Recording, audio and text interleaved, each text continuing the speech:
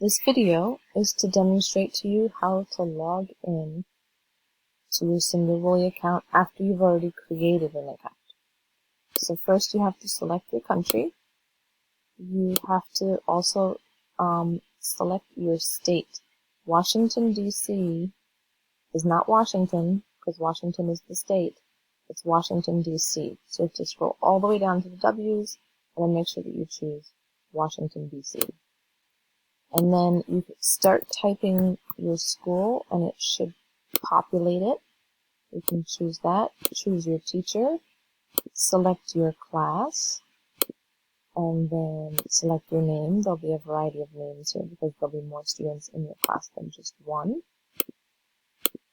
Select the correct password and do it in the right order, and then log in.